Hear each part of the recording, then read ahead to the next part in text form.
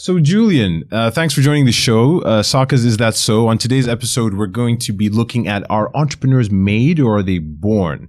Now, I'm of the opinion that entrepreneurs are born because you can't teach hustle. Hustle is something that comes from within yourself, right? You're born with this sort of drive that is naturally part of your ethos. What do you think of that? Do you think it's something that you're born with, or it's something that you can actually be taught, or something that can be imbibed to you based on your experiences and what you go through in life? So just looking at my own story and thinking about when I was a little boy, the area that I was born in, and all of the statistics which determine what my life chances could have been, you would have looked at me and said, he isn't born an entrepreneur, but I became one. And so I think that entrepreneurs can be made. And in the work that we do in the last kind of 5 years, teaching entrepreneurship to kids, we've seen kids who don't look like they are the ones who would be at the front of the class, who would be the leaders, who'd be the captains of their football teams or whatever it might be, setting up businesses and doing what they love. So for me, I think that when you look at the term entrepreneurship and you unpack it, because entrepreneurship is this kind of mystical word, right? What does it mean? But when you unpack it and you look at things like innovation, creativity, resilience, leadership, bounce back ability, things like that, you can teach those things because educators have been teaching them for years in other disciplines. So for me, I think that entrepreneurs can be made. But surely you must see instances of people that you teach or you try and imbibe these sort of entrepreneurial skill sets, and it just doesn't take. And I'm sure there must be times when you can see the elements of entrepreneurship in someone, like you mentioned, bounceability, that tenacity, the ability to think outside the box. And those kids are, much more willing to take on this learning and actually become successful. And other kids, it doesn't matter how hard or, how much you teach them, they just never get it. You know what I mean? And it just never sticks with them. Surely you must see those kinds of instances, no? We do, but then we need to really qualify what we mean by an entrepreneur or a successful entrepreneur, because lots of colleagues of mine who are successful entrepreneurs are not that alpha male who can go on stage and dazzle the audience and is got this energy behind them. They're just hardworking, smart business people that have a passion for something or found a skill that really gets them going, and they've become successful. So it's interesting when so most people that have this conversation around whether or not entrepreneurs are born or made, and they'll say, oh, well, it's just this thing within me, or you can see it in that person. The question I always ask is, when did that happen? So that thing, that X factor, that trait that you see in this entrepreneur, none of us actually know when that influence happened, because we say they were born with it, but you weren't there when they were born. So how do you know? No one's done any genetic tests. No one's run any DNA scans to unlock, okay, well, this is the entrepreneurial gene. So we know if we cross-reference that with all of these successful people, that we now know that they were born, right? There's an entrepreneur who's got an app called Devi Coach. And I was in an incubator with her just last year with Bethnal Green Ventures, shout out to them. And she said that within the first 18 months of a child's development, they can become disadvantaged in regards to their ability to learn, ability to progress at that young an age. And most people would think, oh, well, maybe it's when they're in primary school or secondary school or whatever it might be. But no, it's actually much earlier than that. And so there are sociological, physiological, psychological, environmental factors that can impact the development of a child, right? So all of those things are super random. Now, a child could be in a deprived area, but they can have a really hardworking parent, and that child will pick up on all of that. They could be in a really affluent area, but have parents who are, maybe sitting on wealth and they're not really that active. So they pick up on that trait too. So I think that, you need to kind of look at the very early influences that people have, because those things can make up what we see as the entrepreneurial trait. Now, the other thing is interesting is that there are different types of entrepreneurs. So I always say that there's the entrepreneur that can come up with the great idea, right? And, is the visionary and all the rest of it. But typically that entrepreneur isn't necessarily the one that can scale the business, right? Which is why you see founders and hire CEOs. So I think that, once we qualify what type of entrepreneur we're talking about, it'll give us a better insight into why we think they are born or made. There's a few things that you mentioned there that are pretty interesting. One of which was, coming from a deprived versus a wealthy background. That's very interesting for me because I myself, when I was a kid, I didn't grow up that wealthy. And one of the reasons I became an entrepreneur was because of necessity, right? It's having that environment whereby I needed to get pocket money to buy something that I wanted because my parents never gave it to me, right? Or I wanted that new sneaker that just came out and, that was important for me and that's something I wanted to get. So the environment that I grew up in kind of shaped the kind of person I became and the kind of ethos that I had. But I still think I had a natural drive in order to, want to even do that because there were other kids in the same situation as me that were in situations where they were just as deprived or, they also wanted the nice things, but they just never had that inclination to go after it. You know what I mean? And then I also think of people that are in wealthy, scenarios or situations. And I think about the fact that they can afford to take risks because they come from a wealthy background. And we know a big part of being an entrepreneur is having the freedom to take on risk, right? If I'm working 9 to 5 or if I have a tough situation, I have obligations that don't give me that freedom to either be creative or to actually take on that risk. So let's talk a little bit about, that background that you mentioned, whether it's between 0 to 18 months or even, as early as before 10 years old, but, the sort of formative years as you're growing up. Do you think that there is a certain characteristic or a certain ethos to being from a deprived versus a wealthy background? Is there an advantage to being from a deprived or coming from a deprived background versus a wealthy one?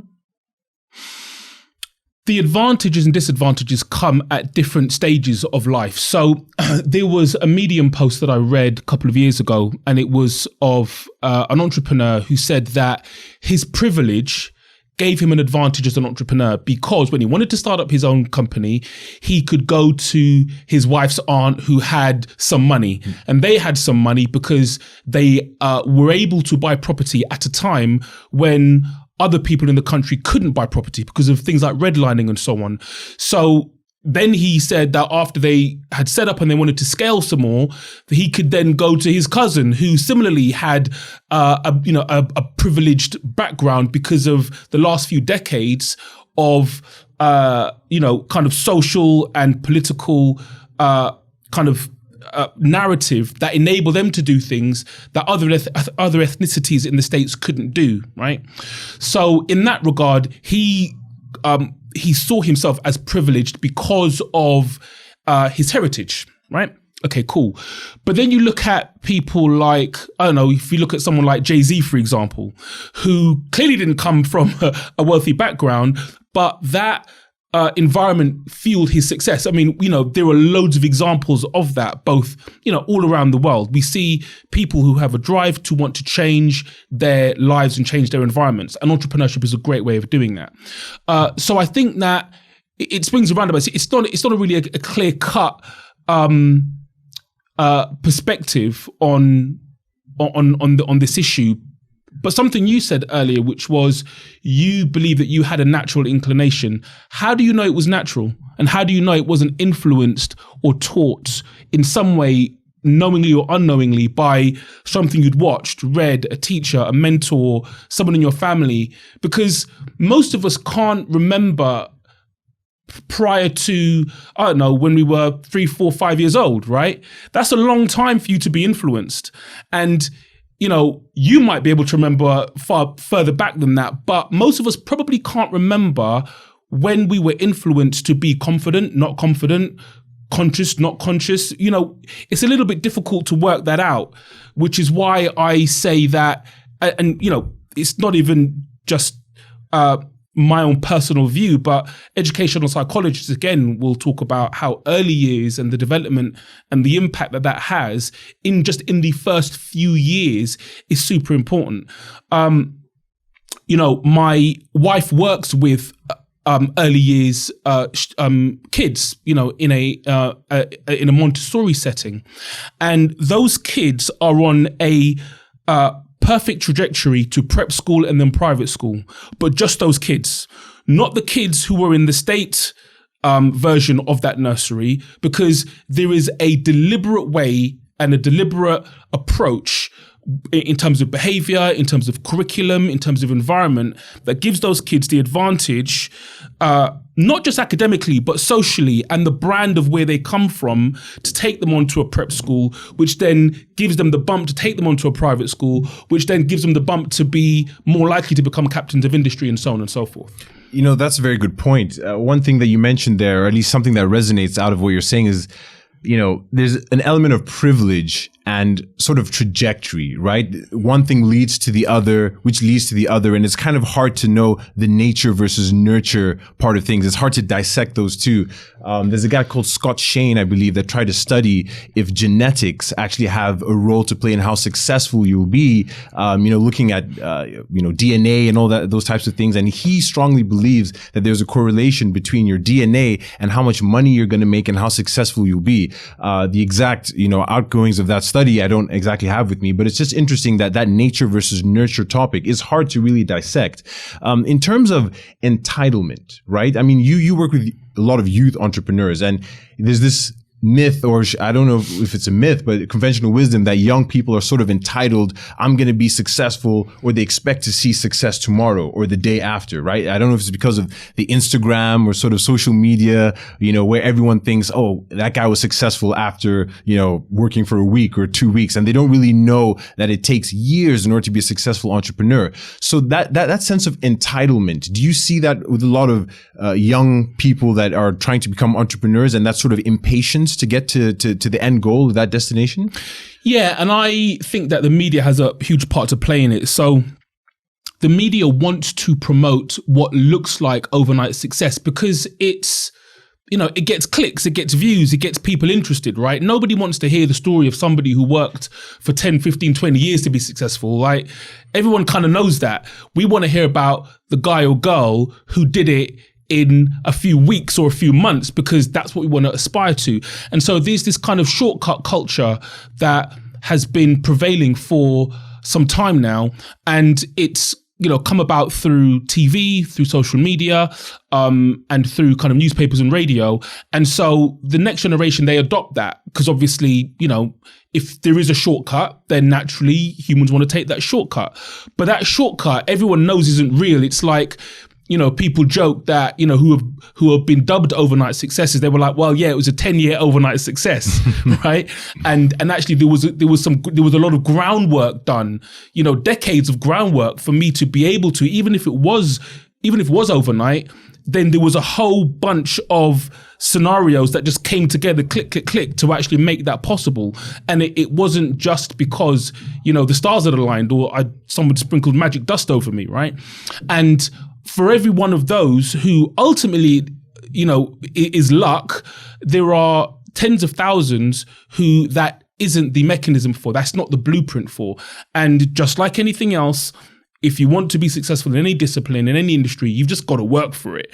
But kids kind of don't want to hear that, right? And social media isn't helping because there are all of these get rich quick entrepreneurs who are out there, kind of putting up the cars and the houses and all the rest of it.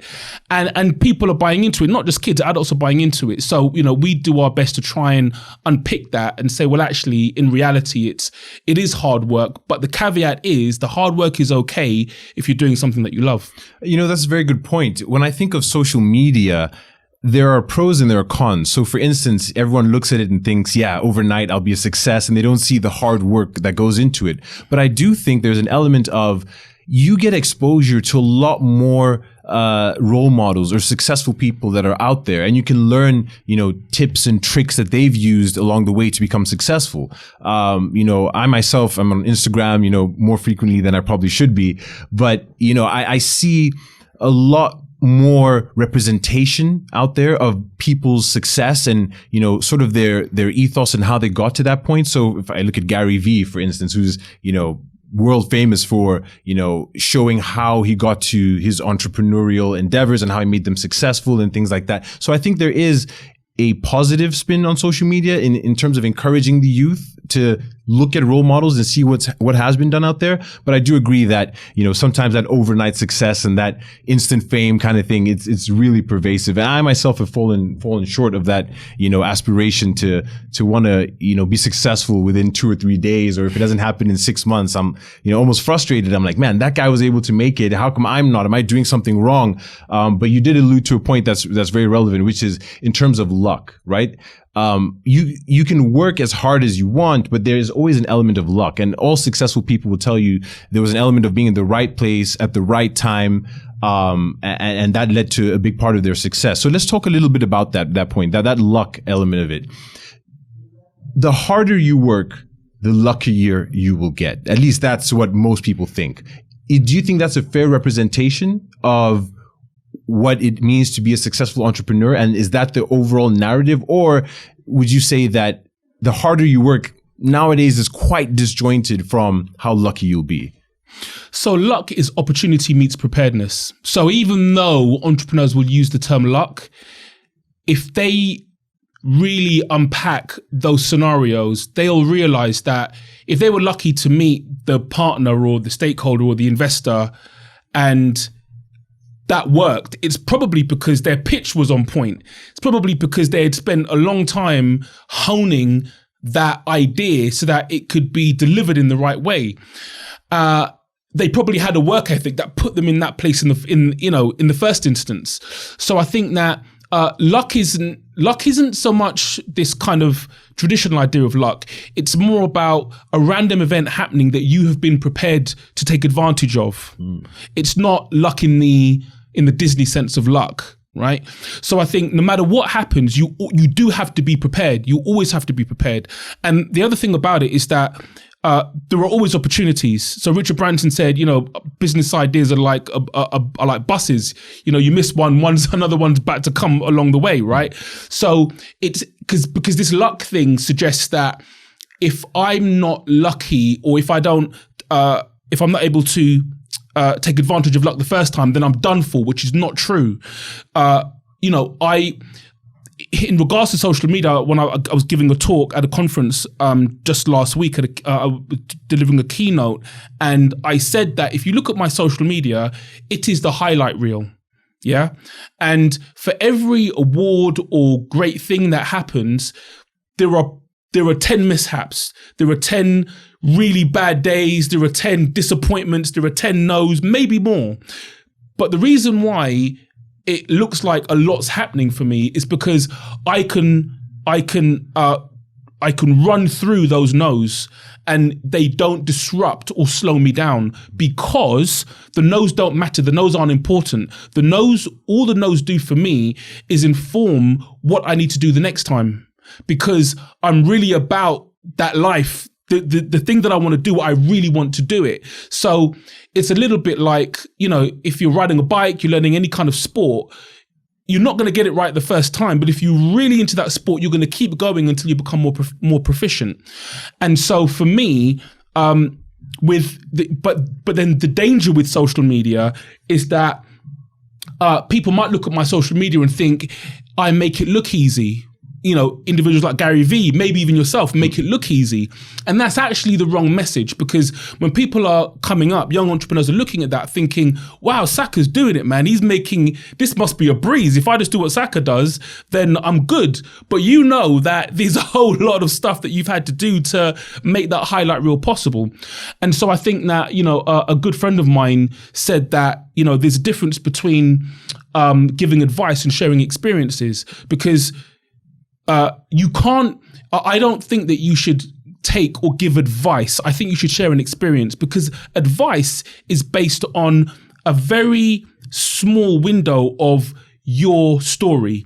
And there's been a whole bunch of things that have led up to you having that experience, and you now think, okay, so I've done this, so I can advise someone to do that. But that person has got a whole other backdrop, a whole nother set of numbers that make up what turns them into that person, right? And so I always say to people that I mentor that you should have more than one person that you seek advice from, quote unquote. But actually what you should be doing is just gathering their experiences. And then the thing that you need to learn is how can you apply those experiences to your reality? Because some of it will be appropriate and relevant and some of it won't. Those are excellent points. So one thing that you mentioned that was really important for me, I used to work in a sales job, right? And at that time, I thought it was the worst job I could ever do. Man, I'm out there with, the toolbox, knocking on people's doors, trying to sell tools, and I'm just getting rejected. I mean, doors are getting slammed in my face, and that's, really hard for you to take. But after a certain while, you learn that these no's are leading up to a yes at some point, right? You sort of fall in love with the game, right? Which is, I'm going to keep going after this, almost a sort of competitive mentality that, eventually I'll get there. And these no's are just, water off my back. Eventually I'll get to that point. And through that, you get experienced. And it leads to your other point, which is the experience and also giving advice are two different things, right? I should share experiences versus just giving advice, because there's something about going through that nitty gritty that builds a character, builds a resilience, and someone builds an optimism as well, because when you do get that first win, it makes it all the more sweeter. You know what I mean? And that's something I'm not sure that a lot of youth are actually going through. I don't know if they're going through that tough experience and experiencing those no's, consistently. We alluded to social media before, but how do you get someone to have the opportunity to even go through those no's and keep going and, give them that optimism that, hey, eventually you will get a yes, but you have to be persistent. You have to, be dedicated to this. That's something that I think is missing with a lot of youth. They'll be like, after 2 or 3 tries, yeah, I'm done. It didn't work out. It wasn't supposed to be, or whatever it is. But to give them that tenacity, how do you imbibe that into the youth, especially youth that are interested in entrepreneurship and being successful? So the way that we do it is actually flipping it round the other way. So, educators and adults often think we need to pour knowledge into young people. But actually, the word education means to draw out. So what we do is we define an entrepreneur to a 7-year-old as someone who does what they love and they make money from it. So if you're doing something you really love doing, you will naturally want to do it well. You will naturally improve it. And by doing so, you create enough value for somebody to want to exchange their hard-earned cash for, right? Cool. So taking that approach, all we then do is show them the steps to get to the thing that they love doing on a wider scale. Because everything that kids are into, whether it's cakes and cookies, reading, sports, YouTube, fashion, no matter what it is, there's a business model behind it, right? Yeah. There's a business and a commercial model behind it. And all we do is expose that commercial model. So, but we always say that unless you are truly in love with that thing, it will not be successful, because in your learning, you will see disappointments. Things will go wrong. There will be lots of no's. And the only thing that will make those things okay is if you're really passionate about the thing that you're doing. So what most young people are doing, not taking that approach, is they're just going for the money. So I always say, if you chase the money will keep running, right? You're supposed to create value. Nobody makes money. I always say, even the term making money, unless you're the Bank of England, you don't actually make money. Money's a value exchange. You need to create sufficient value to be able to receive money. So let's focus on the value, right? Now, you can only focus on the value if you're not an imposter in that space. You can only create something of value if you are really passionate about it and if you really love it. So we take it from that angle. And what's happening in society at the moment is that young people are told about the wage, the hourly rate, that cash. That's what they're told about. So they're told, okay, go and get that money, and these are the options that you can go through to go and get it. So young people say, oh, well, if I'm a data scientist or I'm an entrepreneur or I'm in banking, whatever it might be, those make good money. So let me go and do that, without thinking, do I actually have any place being in data science?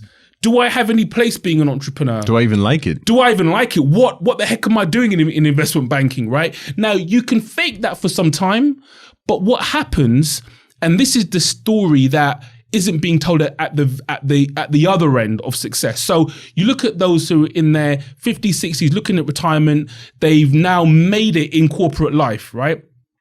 Lots of them hate their existence because they've stayed in a good job for decades and they've lost their sense of self, lost their identity, don't know who they are, sitting lots of money, but that's now not important, right? And so I'm looking at that thinking, we don't want young people to get there. So we need to change the narrative of what we define success to be. No, that's an excellent way to go about it. It's almost like reverse engineering it, right? Looking at it from the sort of end of life point of view and working backwards to ensure that these kids actually have something to aspire to, that they're passionate about, and will let them go to sleep at night when they're much older, even though they might not realize it, but thinking, man, I had a good life and I really went for something that I really enjoy. There's something that you mentioned there, which kind of struck me, which was about educating someone that has the passion to do something on the steps to get there, right? You mentioned a business model of some sort, right? Giving them the toolkit that they need to get there. But oftentimes, someone needs to be ready to receive that information. You know, I don't know if you've experienced this in your career, but so you can only learn up to your level of experience or what you're willing to be able to learn at that particular moment in your life, right? You almost have to be ready for that knowledge to be received. Working with, kids or youth or whatever it is, have you encountered struggles in order to get these kids to learn some of these things because they're not necessarily ready to receive that level of knowledge? I mean, I can imagine teaching an 11-year-old about a business model, right? I mean, I learned that when I was in my 20s. If I'm teaching a kid about, net present value or, revenue versus cost of goods sold and things like that, they might not necessarily be ready to learn that kind of stuff, right? There's a certain level of maturity, or I don't know if it's cognitive ability and things like that. How do you get someone to learn something that they need at a particular point in time, whether it's at 18, 11 years old, whatever it is, when they're not necessarily ready for it? You know what I mean? Do you have to stagger that and maybe guide them in another direction and give them guidance in terms of things that they are ready for at that particular moment? Or do you sort of wait it out and then, I don't know, how do you actually go about doing that, if that makes sense? So first of all, most of the people who look at what kids are capable of do not give them enough credit. So kids are capable of a lot more than we think. And if you think about cognitive ability, right? By the time a kid is 7, they can learn 5 languages. They can become proficient at a sport. They can, their memory, they soak things up as like a sponge. That's what we say, right? But then we question whether or not they can learn something as simple as profit and loss. The only reason we question those things is because they're not traditional. Teaching entrepreneurship to kids is not traditional, right? But if you said, there's a kid who's 7 years old and is grade 6 in piano, whatever it might be, people think, oh, okay. It's not a new thing. It's not, or, there's a kid who's who's the next, great footballer and they're only 8. Nobody would really bat an eyelid. But when you talk about things like entrepreneurship, people think, well, is that even possible? Can you even do that? And all that happens, and it's just a simple educational approach. You make the learning relevant. So you don't talk about a business model. You don't talk about net profit and gross margins. You don't use those terms. You use terms that they are already familiar with. But you are right that there is a time that kids, young people are ready to receive learning. So what we do is we create what I describe as an enabling environment for success. So it's a bit like, it's a cheesy analogy, but you plant a seed and you water it, you give it sun, you give it food, and then it grows. You tend to it. You don't pull it out from the roots. It's not going to grow any faster. So it's the same thing with learning for kids and young people. It's not a transactional effort. So it's not just knowledge transfer one way and learning by rote, just repeating stuff and trying to get them to cognitively onboard it, because we know that unless you onboard something emotionally, it's not going to change. So there's a mixed bag of how you teach something to a young person that isn't just about words and a knowledge transfer, right? So I'm saying that to say that we create fun, engaging, warm environments which will help learning, right? And we have no expectation. We're not forced into an academic framework which says that we have this amount of learning that this child needs to onboard in this time period, because we haven't got that restriction. So if it takes a child 2 weeks, 2 months, 2 years, it's absolutely okay.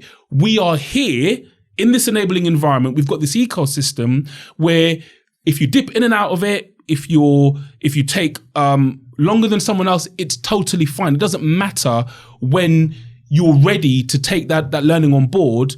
But the important thing is that when you are ready, that there is an environment there for you to benefit from. You know, there's two things you said there that stand out to me quite a bit. Number one was the psychological conditioning of society as a whole to think that, yeah, 6-year-old can't be a CEO or something like that, right? Or be a successful entrepreneur.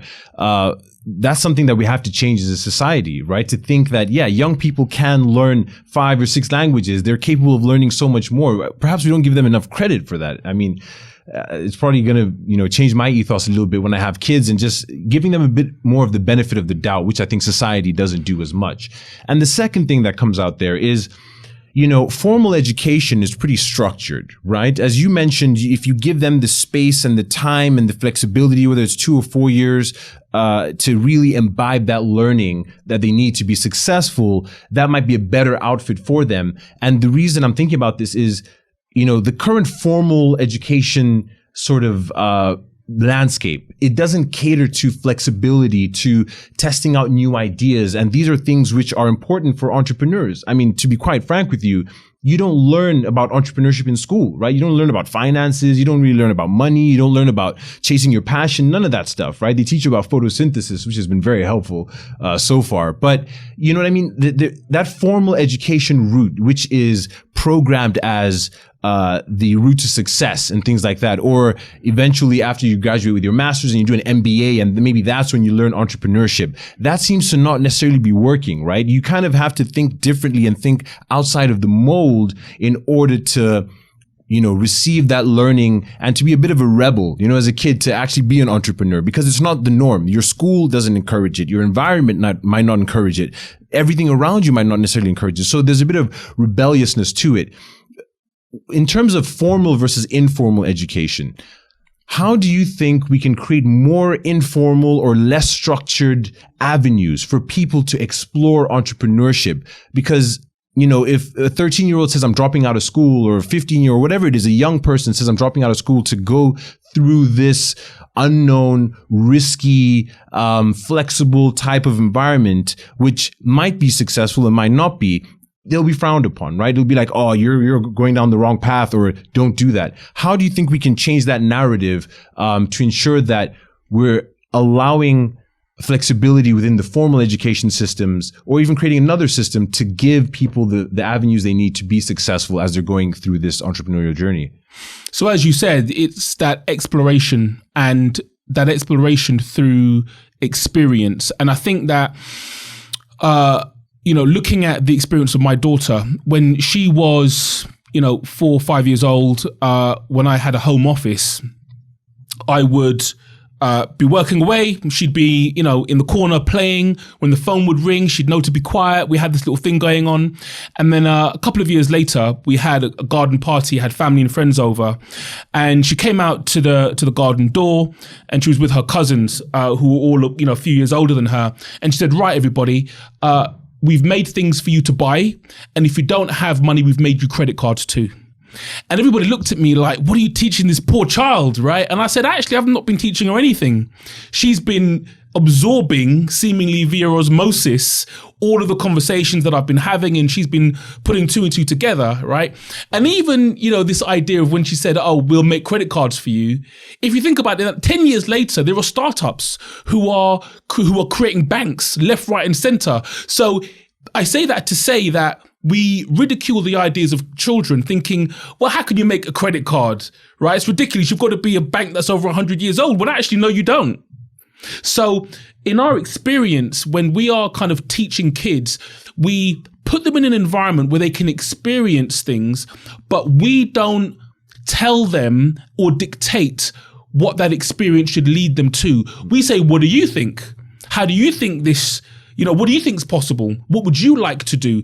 We had an event that we were invited to, myself and some of our young entrepreneurs, to at level 39 about a year and a half ago. And one of the parents was bringing their, at the time, 14-year-old. They were traveling to Canary Wharf.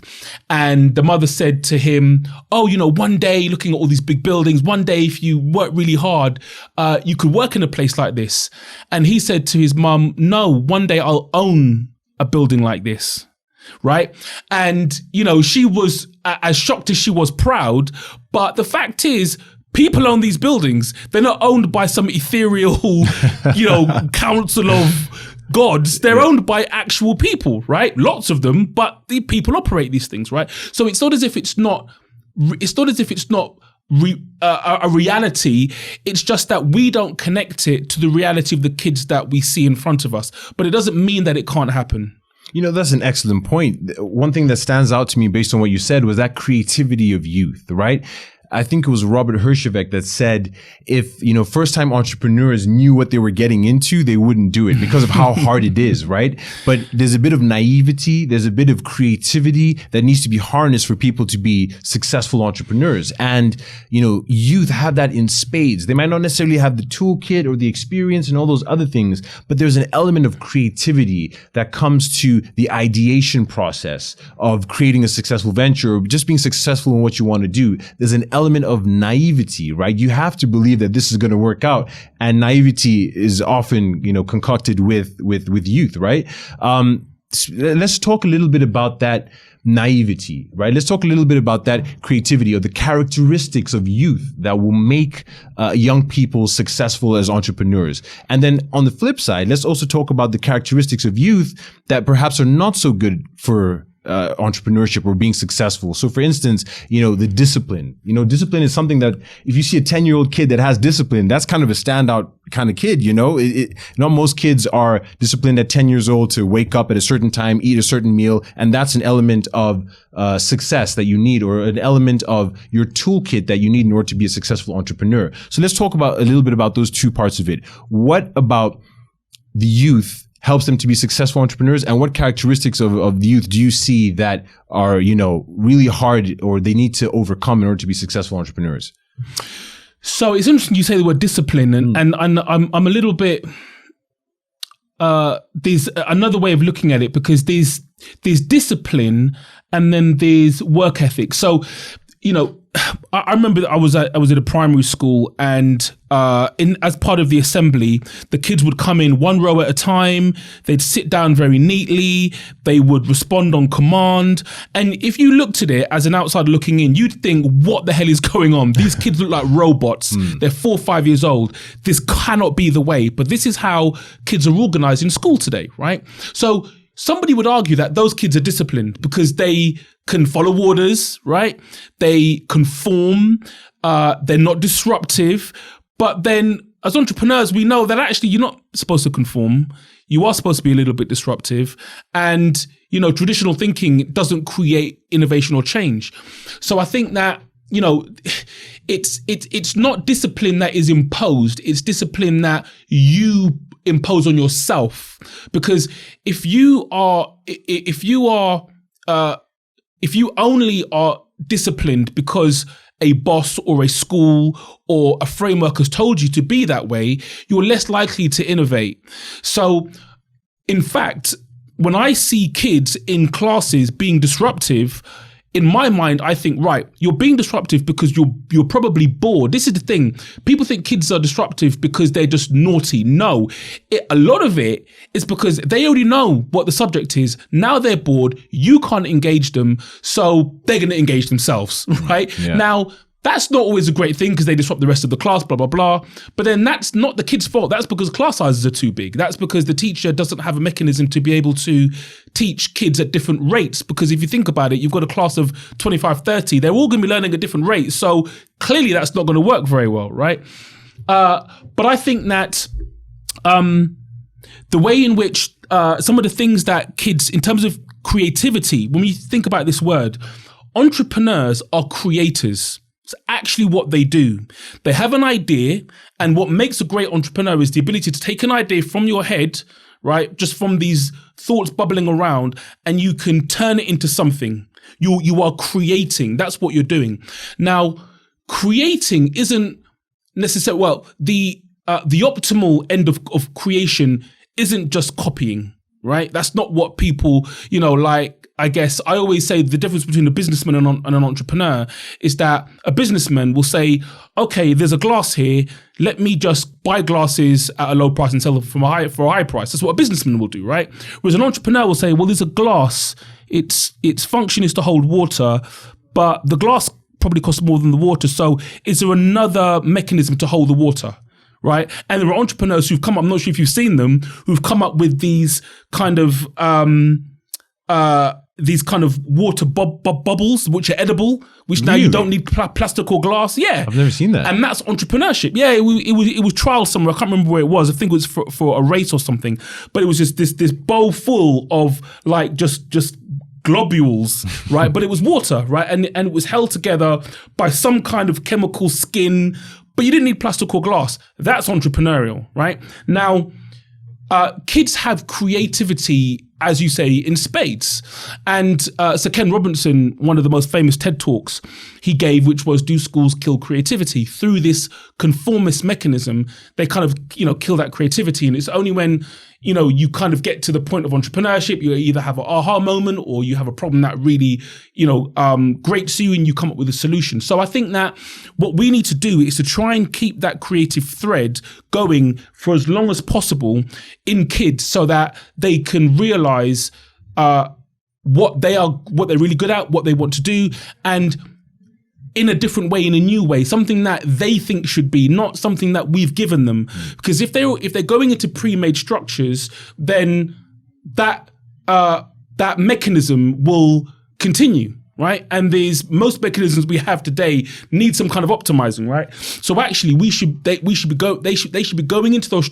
They should be creating their own structures, which is what is happening with most startups. They're creating their own frameworks. They're looking at the framework of banking, of education, of technology, and thinking, well, these structures don't work very well. Let me create my own structure, right? And it comes from that dream and that naivety, as you say, because I was just watching a video the other day which was talking about the availability of entrepreneurship, i.e., 20 years ago, if you wanted to create a tech company, you had to physically go out and buy servers, put them in a cool server room, install lots of expensive software, maintain it. Now you just access AWS or Azure, and all of that is now sold as a service. But somebody had to think about that. Someone had to come up with that idea, which was the complete opposite of having having your own, having it physically there, right? So I think that if we can unlock that, imagine we could do that 10, 20, 50, 100x, then for me, it's about solving problems, not problems of how can I get a better cab, but problems of how can we, prevent the world from imploding? How can we unlock the potential of children? How can we prolong life? How can we, do all of the things that actually really matter? And I think that what's exciting for me, in terms of entrepreneurship and the potential for young people, is that there's a big world to change, and things need to be done very differently. And I think that can only be done by them being a bit naive about what's possible. Because if a young person said, oh, well, I think we should just get rid of all plastics in the world tomorrow. Someone said, oh, well, stop being naive. You can't do that, right? Now, that kid might think, well, why not? Why can't I do that, right? And there was probably a way. It's like, a kid saying, well, I want to create my own bank. Well, you can't do that. You've got to be an institution. You've got to do this. You've got to do that. But actually, it's not true, because, as I was saying earlier, banks are being created. So I think that naivety is almost the heart of creativity and innovation, and it's something that we need to ensure that we foster in the next generation. Yeah, no, those are, excellent points. One thing that stands out to me as well is there's never been a better time to be an entrepreneur. You know, everyone thinks that, oh, back in the day it was much better, it was easier, whatever it is. This is the best time to ever be an entrepreneur.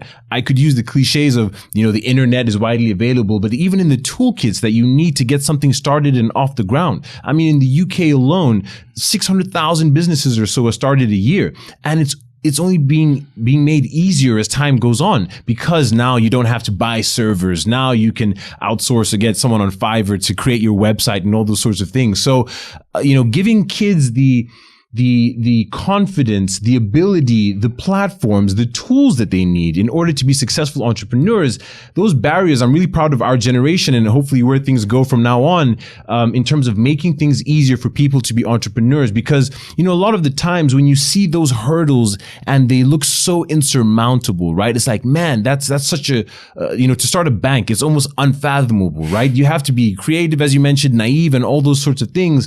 But when you actually see the toolkits that are available to you, you know, when you actually go on the FCA website and see that they have a sandbox environment where you can test out your app or something like that, then it gives you a little bit of confidence. You know, you can create a quick MVP or a quick mock-up or something like that gives you the confidence and those incremental steps along the way that ultimately will lead to a new bank or a new initiative or whatever it is, you know, that's out there. So I think that's a good note for us to probably end the interview. But thanks so much for your time. I'm sure we'll definitely be hearing more about you and the BBC and in what you're doing at Ultra as well. But if you don't mind just giving us a little bit about what your company does. Sure. So I 4 years ago now started a social enterprise called Ultra Education, and our mission is to ensure that all children have access to quality, effective entrepreneurial education through schools, clubs, online. We're developing the world's first AI-powered chatbot that can teach kids entrepreneurship so we can scale to millions of kids. And so that's our passion. That's the thing that we love doing, because we think that entrepreneurship is a great vehicle for personal development, for professional development, and in terms of solving all the problems that we have in and around the world, and for people to just become, you know, the best versions of themselves. We think entrepreneurship is a great way of doing that. Fantastic. Thanks for your time. Thank you very much for having me, Saka. Cheers. All right.